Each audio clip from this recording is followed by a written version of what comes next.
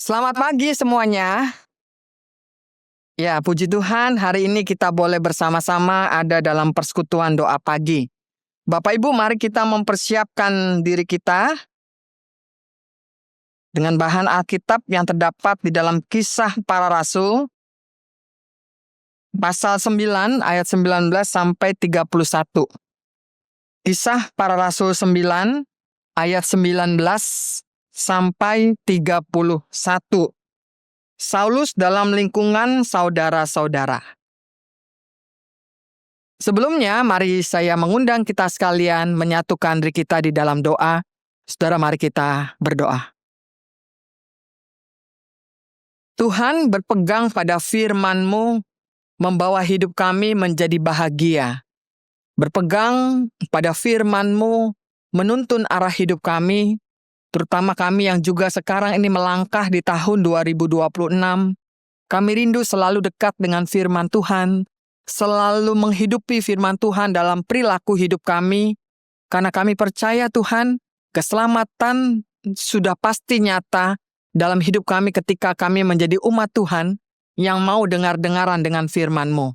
Pakai hamba-Mu dalam segala keterbatasannya untuk menjelaskan isi dari firman Tuhan ini, supaya apapun yang boleh kami dengar memberkati hidup kami.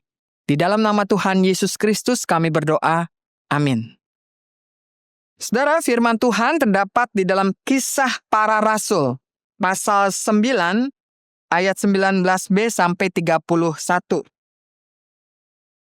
Kisah Para Rasul 9, ayat 19b sampai 31, saudara menyatakan demikian. Saulus tinggal beberapa hari bersama murid-murid di Damsyik. Ketika itu juga ia memberitakan Yesus di rumah-rumah ibadat dan mengatakan bahwa Yesus adalah anak Allah. Semua orang yang mendengar hal itu sangat heran dan berkata, "Bukankah dia ini yang di Yerusalem mau membinasakan siapa saja yang berseru kepada nama Yesus ini? Bukankah ia datang ke sini dengan maksud untuk menangkap dan membawa mereka ke hadapan imam-imam kepala?" Namun, Saulus semakin besar pengaruhnya, dan ia membingungkan orang-orang Yahudi yang tinggal di Damsyik karena ia membuktikan bahwa Yesus adalah Mesias. Beberapa hari kemudian orang Yahudi yang merundingkan suatu rencana untuk membunuh Saulus, namun persekongkolan itu diketahui oleh Saulus. Siang malam orang-orang Yahudi mengawal semua pintu gerbang kota supaya dapat membunuh dia.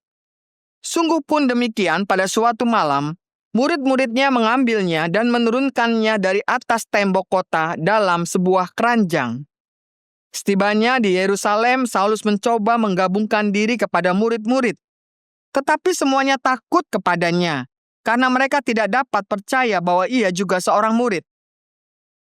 Namun, Barnabas menerima dia dan membawanya kepada rasul-rasul, serta menceritakan kepada mereka bagaimana Saulus melihat Tuhan di tengah jalan, dan bahwa Tuhan berbicara kepadanya, dan bagaimana keberaniannya mengajar di Damsyik dalam nama Yesus. Saulus tinggal bersama mereka di Yerusalem, dan dengan berani mengajar dalam nama Tuhan. Ia juga berbicara dan bersoal jawab dengan orang-orang Yahudi yang berbahasa Yunani, tetapi mereka berusaha membunuh dia. Ketika hal itu diketahui oleh saudara-saudara seiman, mereka membawa dia ke Kaisarea dan dari situ mengirim dia ke Tarsus. Lalu jemaat di seluruh Yudea, Galilea, dan Samaria berada dalam keadaan damai. Jemaat itu dibangun dan hidup dalam takut akan Tuhan, dan jumlahnya bertambah besar oleh pertolongan Roh Kudus. Saudara, sampai semikian jauh pembacaan kita. Yang berbahagia adalah kita yang mendengarkan firman-Nya serta melakukannya dalam hidup sehari-hari. Saudara, tema khotbah pada pagi hari ini adalah persekutuan penyembuh luka masa lalu. Bapak Ibu, saya mau bertanya pada kita yang di sini, Bapak Ibu sudah hadir? Yakin 100% sudah hadir? Jangan sampai fisiknya hadir, kan gitu ya. Tetapi pikirannya, perasaannya tidak hadir di sini. Ya kan? Memang wajah Bapak Ibu kayaknya hadir, memang. Tapi kan saya nggak tahu pikirannya, hatinya ini lagi kemana, nggak tahu saya. Tapi saudara, ini sebuah hal yang memang saya mau mengatakan bahwa kadang manusia tuh seperti itu, ya. Suka terjebak, belum move on istilahnya. Ya, sekarang kan gitu ya. Belum move on. Nah, itu juga terjadi dalam hidup kita. Kita bisa terjebak, terikat di masa lalu. Hidup dalam bayang-bayang masa lalu. Kalau di dalam bahasa Inggris ada disebut namanya emotional baggage. Ya, itu beban emosional tapi belum selesai, masih dibawa-bawa terus di dalam kehidupan kita. Kita menilai seseorang bukan dari siapa dia hari ini, saat ini, tapi bisa ke hal-hal yang dulu-dulu. Nah, saudara, itu bisa terjadi ya, baik kepada diri kita maupun juga kepada kita ketika melihat orang lain. Kita bisa merasa mungkin dulu, masa dulu, wah bangga banget tuh. Entah dengan posisi kita, jabatan-jabatan kita, prestasi hidup kita, kekayaan yang kita kumpulkan, keberhasilan-keberhasilan, kemenangan-kemenangan di masa lalu, sudah tuh berlalu di sana gitu ya. Tetapi seakan-akan masih kita hidupi di sini terus. Itu yang bisa terjadi. Tapi juga ada orang-orang yang hidupnya juga begitu dalam arti yang mengingat-ingat, kalau tadi kan keberhasilan, kemenangan gitu ya. Tapi juga ada orang yang mengingat-ingat tentang kegagalannya, tentang dosa-dosanya, tentang bagaimana dia ditolak, tentang kekerasan hidup yang dulu mungkin dilakukan orang tuanya, atau kakak adiknya kepada dirinya, teman-temannya. Lalu kata-kata yang melukai sangat dalam itu masih kita bawa-bawa sampai saat ini. Pengalaman-pengalaman yang pahit juga masih kita bawa saat ini. Bapak Ibu, dulu tuh sebenarnya saya juga punya pengalaman pahit, di mana saya pernah kelas 1 naik kelas, mestinya naik kelas 2, saya gagal naik kelas. Jadi saya pernah tuh, dalam hidup saya tuh saya tidak naik kelas. Ya, itu kan jadi pengalaman masa lalu. Nah, kalau saya bawa-bawa terus, saya mungkin sampai saat ini nggak akan ada di mimbar ini ya. Menjadi orang yang selalu berpikiran, orang yang kalah, orang yang gagal gitu ya. Tapi ya kita harus beranjak, harus move on dari apa yang kita alami di masa lalu. Nah, tapi mari kita lihat. Sekarang kita harus melihat nih diri kita. Apakah kita ini benar-benar sudah move on? Kenapa? Ada ciri-ciri orang-orang yang belum move on, Bapak Ibu. Seperti apa sih? Pertama, orang yang belum move on itu biasanya itu orang yang sulit percaya pada orang lain. Sehingga, atau pada dirinya juga ya. Jadi dia kadang-kadang kata-katanya gini, orang itu mah dari dulu juga begitu, mana bisa berubah mah orang itu. Kan kadang-kadang juga gitu ya. Kita kesel sama seseorang, lalu kita bawa-bawa, dulu dia tuh begitu, ya udah begitu ya begitu terus, begitu kan. Nah, ini ciri dari orang yang hidupnya tuh di masa lalu.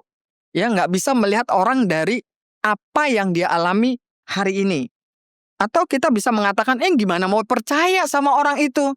Orang itu selalu bikin kesel ujung-ujungnya, bikin kecewa ujung-ujungnya gitu ya.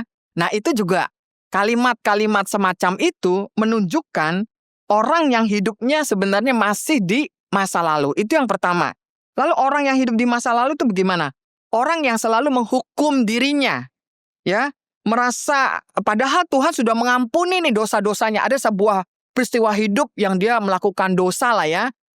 Tapi dia sudah minta nih sama Tuhan, Tuhan ampuni saya. Dan orang di kanan kirinya sudah bisa menerima dia. Tapi bisa saja tuh dirinya belum keluar dari masa lalunya. Merasa tidak layak dipakai Tuhan. Merasa tidak pantas diterima oleh lingkungannya. Itu juga. Jadi ini orang yang cirinya hidup ada di sini tapi pikiran dan hatinya di masa lalu.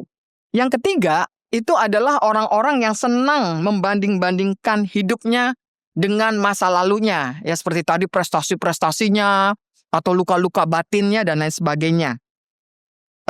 Atau misalnya pengalaman sehari-hari. Ada tuh umat Tuhan yang bilang begini, Bu, dulu ya, gereja kita tuh lebih hidup. Dulu ya Bu, waduh pelayanannya tuh seru. Tapi kok sekarang melempem ya? Itu juga tuh ya. Itu banyak tuh pendeta suka denger tuh. Ya, membanding-bandingkan masa lalu dengan masa kini. Padahal udah nggak bisa lagi kembali ke masa lalu, begitu kan? Atau kita mengatakan, oh dulu hidup saya itu enak. Mungkin saya dulu punya jabatan, saya jadi pemimpin, bisa tunjuk-tunjuk orang. Lalu mungkin kita mengatakan bahwa saya di mana-mana dihormati orang, begitu ya. Tapi sekarang orang kayaknya cuek-cuek aja sama saya. Nah, itu juga orang yang senang membanding-bandingkan masa sekarang dengan masa lalu, berarti dia belum move on. Yang keempat adalah orang yang sulit mengampuni. Ini yang paling berat nih. Siapa di sini yang belum sanggup mengampuni? Nah, itu berarti badannya ada di sini, tapi belum selesai ya masalahnya dengan masa lalu. Jadi bukan karena dia tidak tahu harus mengampuni, tahu. Kan berulang kali khotbah-khotbah mengampuni, ada nyanyiannya. Juga mengampuni, lebih sungguh. Ada ya, melayani ya. Ini mesti mengampuni juga ya. Nih. Ya gitu ya, mengampuni gitu ya. Sudah nih ya, diserahkan pada Tuhan ya. Tapi ya itu dia, suka mengingat-ingat lagi gitu, yang dulu luka-luka segala macam diceritakan lagi ya. Terus yang kelima, lebih sering menghakimi daripada melihat pemulihan. Artinya bahwa kita seringkali menghakimi orang ya, melihat kejelekan-kejelekan orang ya, sehingga kadang-kadang kita nggak bisa melihat bahwa orang pun juga bisa bertumbuh, bisa berproses lebih baik. Nah, saudara, itulah 5 hal ya, mungkin masih ada lagi ya, yang sebenarnya disadari atau tidak, kita ini belum move on. Hati-hati loh orang-orang yang belum move on. Kenapa? Karena di dalam Lukas 9 ayat ke-62 dikatakan begini. Ini Tuhan Yesus yang mengatakan ya, tidak seorang pun yang menoleh ke belakang sesudah membajak layak untuk kerajaan Allah. Ini yang mengatakan bukan Bustiawati loh.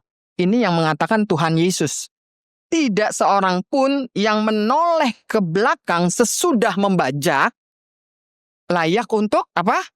Kerajaan Allah.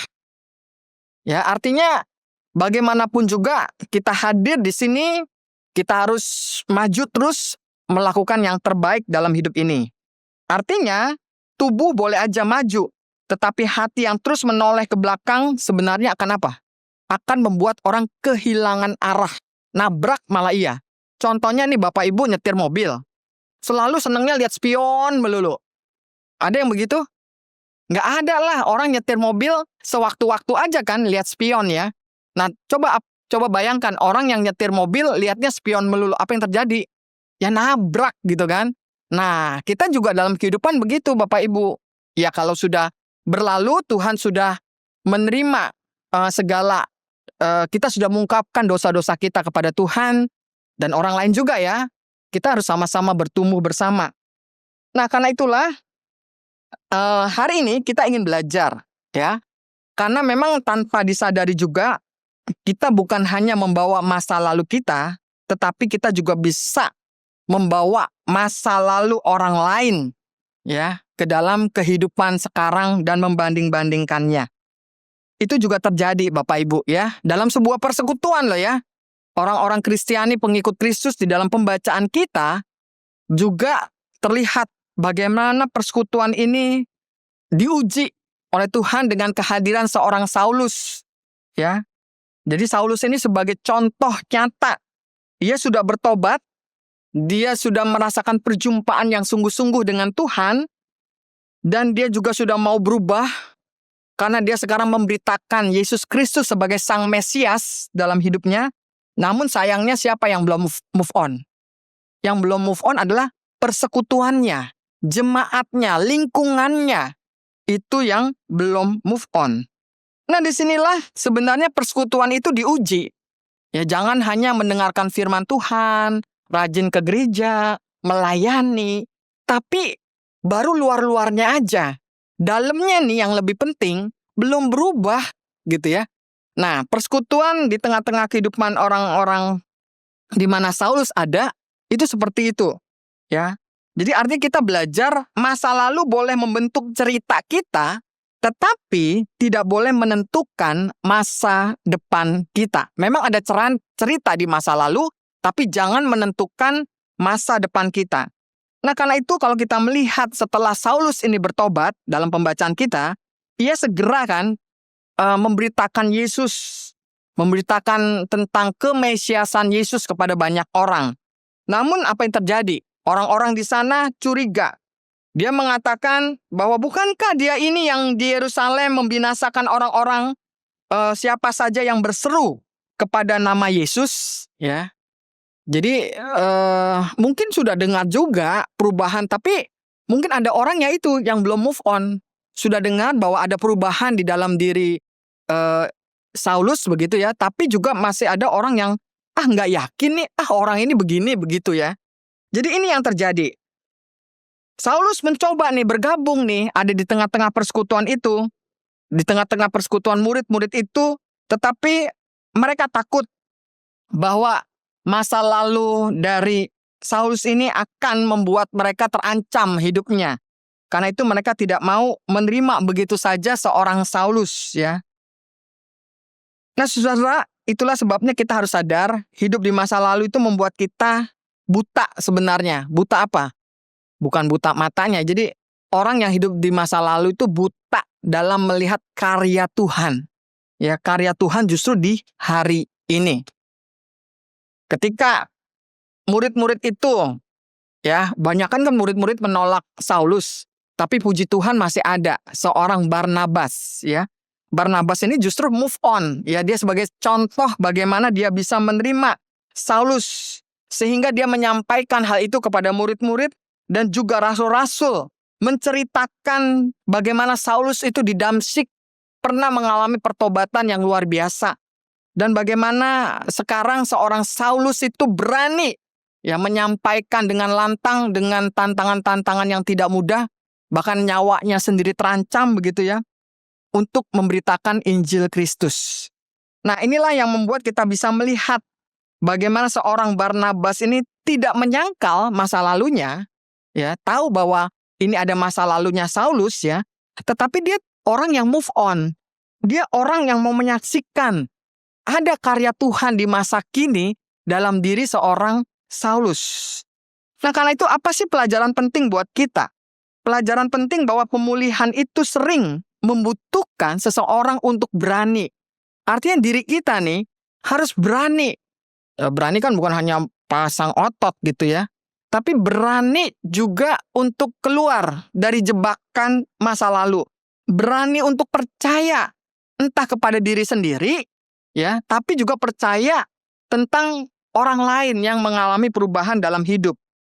Barnabas membuka jalan. Mungkin kalau tidak ada seorang Barnabas, kita nggak pernah lihat bagaimana karya Tuhan itu luar biasa di dalam diri seorang Rasul Paulus ya.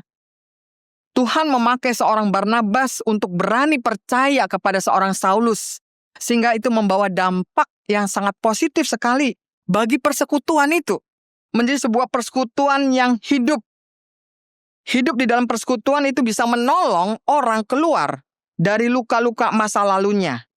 Dan hasilnya akan sungguh luar biasa. Kenapa? Kalau kita membaca bagian akhir dari perikop kita, itu menjadi sebuah jemaat yang hidup dalam damai. Menjadi sebuah jemaat yang terus dibangun dalam pertumbuhannya. Menjadi jemaat yang jumlahnya pun juga Tuhan berkati ya, bertambah-tambah besar. Nah, karena itu apa sih yang mesti kita hidupi ya sebagai sebuah persekutuan yang bukan hanya persekutuan doa pagi ya, tapi persekutuan yang lebih luas juga ya. Pertama, memang itu menurut saya ada sebuah keberanian seperti seorang Barnabas ya, memberi ruang aman pada orang-orang yang memang mau berubah ya. Orang boleh datang apa adanya tanpa harus dihakimi oleh lingkungannya. Kesembuhan dimulai saat seseorang merasa aman, diterima dengan jujur oleh lingkungannya, oleh persekutuannya. Itu yang mesti kita bangun. Yang kedua adalah bahwa kita tahu ada sebuah proses dari setiap orang, ya, bukan menuntut kesempurnaan, ya. Jangan orang itu nggak bisa lah, udah jangan dipakai gitu ya. Harus juga belajar mengakui proses, bukan menuntut kesempurnaan. Jadi pemulihan itu adalah sebuah perjalanan, peristiwa demi peristiwa tidak bisa sekali jadi. Ya, kita juga semua kan berproses gitu ya. Lalu yang ketiga, melihat orang lain dari sudut pandang anugerah Allah. Bukan siapa dia dulu, tetapi siapa dia di dalam Kristus. Artinya anugerah Tuhan itu selalu lebih besar sebenarnya dari masa lalu siapapun. Ya, kalau saudara dan saya hidup dalam anugerah Tuhan, kita harus mengatakan bahwa anugerah Tuhan itu lebih besar dari segala masa lalu kita. Lalu yang keempat, hadir sebagai keluarga dan bukan hakim. Ya, persekutuan dipanggil untuk merangkul, bukan menjauhkan. Ya, jadi artinya memang kadang-kadang kita sih lebih seneng kan sama orang-orang yang ya cara berpikirnya mirip-mirip kita lah, perilakunya mirip-mirip kita lah. Tapi kalau orang yang agak dalam tanda kutip agak lain, kan ada film agak lain gitu ya. Film ini unik, yang kadang-kadang juga membingungkan gitu ya, menyikapinya. Ini sebenarnya kalau kita kita menjadi masyarakat luar ya itu terjadi, orang-orang begitu akan dikucilkan, dijauhkan. Kalau dalam persekutuan ya nggak boleh ya. Siapapun juga kita harus belajar bersama-sama. Ya memang capek, ya memang kadang-kadang sebel gitu ya. Tapi itulah persekutuan gitu ya. Kalau mau menyebut diri persekutuan ya begitu. Sebelnya, jeleknya, capeknya, nggak nyamannya. Ya harus terjadi, diberi ruang di sana. Supaya kita sama-sama bisa bertumbuh. Lalu yang kelima, bahwa kita menyadari persekutuan itu harus membawa damai dan pertumbuhan. Ketika sungguh luka-luka masa lalu itu disembuhkan, maka sesungguhnya disitulah jemaat kita menjadi jemaat yang bertumbuh. GKI Surya Utama sudah menjadi jemaat yang bertumbuh belum? Jawab cuma Bu Nelly. Yang lainnya gimana nih? Iya, memang bertumbuh bukan hanya diungkapkan ya, tapi dibuktikan ya. Yuk kita buktikan sama-sama ya. Kita mau menjadi jemaat yang bertumbuh. Nah, karena itu apa sih yang harus kita refleksikan dalam hidup ini? Adalah bagaimana kita harus bertanya dulu pada diri sendiri. Apakah saya masih hidup? Ya, walaupun fisik diri saya ada di sini, tapi pikiran, hati, dan segala apa yang ada di dalam diri ini masih di masa lalu. Kalau memang begitu, yuk kita belajar minta sama Tuhan seperti Barnabas untuk boleh memang itu menjadi cerita di masa lalu tapi tidak menentukan masa depan kita. Lalu yang kedua, apakah saya masih mengikat ya orang lain? Jadi bukan hanya diri saya tapi orang lain di masa lalunya. Jadi kita juga bisa melihat apakah orang lain itu sudah mengalami perubahan. Kalaupun belum, harusnya tetap disupport ya, diingatkan. Kalaupun juga ditegur dengan kasih, dengan hikmat gitu ya. Sehingga orang itu bisa menerima juga untuk move on dari masa lalu dia. Lalu yang ketiga, apakah sekalian kita ini mau menjadi Barnabas, bukan menjadi penonton yang menghakimi ya, tapi menjadi orang yang senantiasa menjadi sahabat, teman ya, yang membawa seseorang pada pertumbuhan yang baik. Nah, saudara, harapannya adalah supaya gereja GKI Surya Utama benar-benar menjadi tempat persekutuan yang bertumbuh bersama. Orang tidak lagi ditanya siapa kamu yang dulu, tapi yang kita katakan bahwa apa sih yang Tuhan sudah sedang kerjakan dalam hidupmu, sehingga hidupmu itu terus bertumbuh. Itulah yang harus kita pegang dalam perjalanan persekutuan kita. Karena sesungguhnya, saudara, di dalam Kristus masa lalu tidak dihapus, tetapi ditebus, disembuhkan, dan dipakai untuk kemuliaan Tuhan. Amin. Mari saudara kita bersatu dalam doa.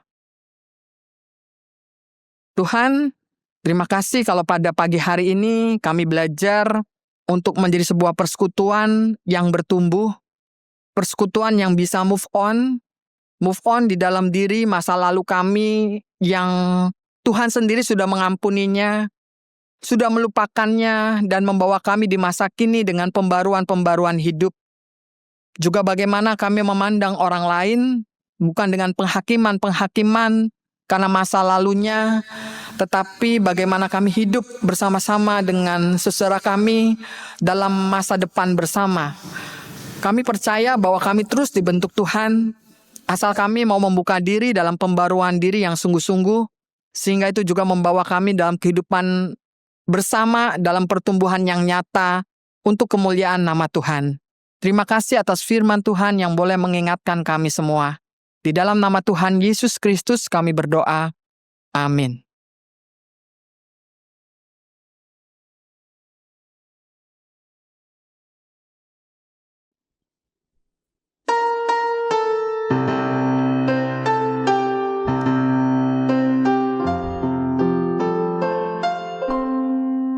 Kasih Tuhan mengiringimu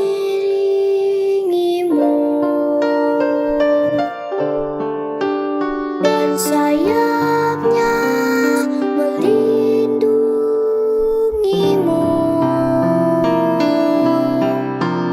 Tangan Tuhan pegang di dalam hidupmu.